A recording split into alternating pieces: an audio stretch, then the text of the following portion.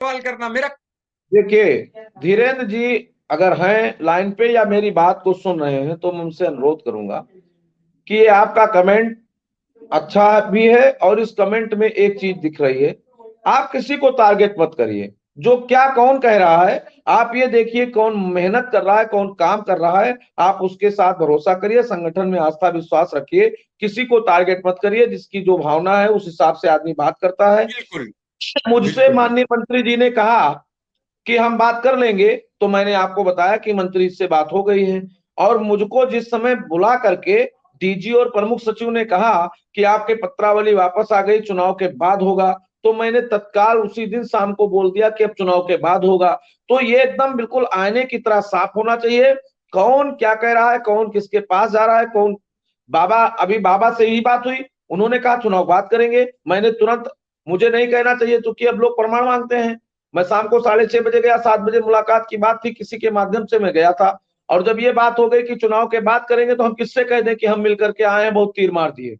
लेकिन मैं अभी भी प्रयासरत हूं, निरंतर प्रयास करूंगा। अभी ये चुनाव का माहौल चलेगा और जो हमारे माननीय तमाम मजबूत लोग चुनाव लड़ रहे हैं, मैं उनके जिस दिन छुट्टियां होंगी अपनी टीम के साथ जाऊंगा। उनसे भी अनुरोध करूंगा कि आप हमारी बात को भी करते रहिए और उनको भी लगे कि ये लोग हमारे सहयोग में है, समर्थन में है। लेकिन नमस्कार साथियों, स्वागत है आप सभी का आज किस नई वीडियो में। ये वीडियो आप सभी शिक्षा मित्र साथियों के लिए बेहद ही महत्वपूर्ण होने वाली है। साथियों, इस वीडियो के माध्यम से आप सभी को हाल ही के अंदर की एक महत्वपूर्ण सूचना, दरअसल अगर हम बात करें अस्थायीकरण को लेकर सरकार की वास्तविक जो मंशा है, उस मंशा के ऊपर रिसेंट में ही आपकी कुछ नेतृत्वकर्ताओं के द्वारा कुछ जानकारियां दी गई हैं। वो जानकारियां आगे प्रॉपर तरीके से आपको वीडियो में देंगे। सभी साथी वीडियो को पूरा देखें। चैनल को अभी तक आपने सब्सक्राइब नहीं किया है, सब्सक्राइब भी कर लें। अब चलते हैं अपडेट पर। अब हम भी सरकारी कर्मचारी हैं, हम झंडा बैनर पोस्टर किसी का नहीं लेकर चल सकते हैं। लेकिन भावनात्मक रूप से विचारधारा के साथ आपकी मदद करेंगे। आप हमें क्या देंगे ये आप पर निर्भर है। हम मांगने जा रहे हैं, कोर्ट हमको क्या देगी ये कोर्ट पर निर्भर है। हम मांगेंगे, इतना हमने मेहनत किया है हमारे साथियों ने, तो हम वहां भी लड़ लेंगे। तो ये व्यवस्था है। अभी एक साथी ने परसों लिखा था कि 18 अक्टूबर 2023 का पैसा भी सुकुमार शुक्ला जी खर्च नहीं कर पाए, कोर्ट चल दिए।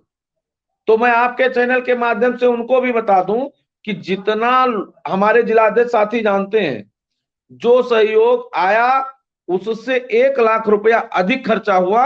और इधर जो चुनाव के बाद, मतलब इधर 18 के बाद जो हम लोग लड़े, इसमें 1 लाख रुपया घर का लगा करके लड़ा हूं, लेकिन किसी से पैसा मांगा नहीं हूं। और इसलिए कि मुझे भी एक जुनून था कि शिक्षा मित्रों का कुछ ना कुछ भला हो जाए तो हमारे सारे सब कुछ हमारा अच्छा हो जाएगा।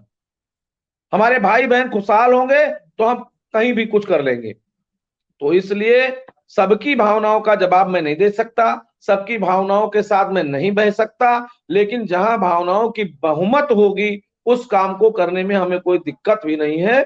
अगर 100 लोगों में 90 लोगों ने इस बात को स्वीकार किया कि आइए पढ़नी चाहिए और जाना चाहिए, फिर मैंने विचार किया और विचार के बाद हम लोग गए।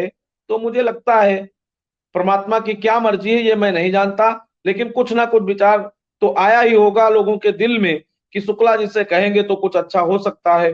तमाम लोग बताया हमने कि रो रहे थे, भावुक थे, भावनात्मक रूप से कह रहे थे। इसलिए हमने इस जोखिम को उठाया है। और अब उठाया है तो शिक्षा मित्रों के बल पर उठाया है। और मैं अपील करूंगा कि अगर आप तन मन धन से मदद करेंगे तो मैं लड़ूंगा, अन्यथा मैं छोड़ दूंगा।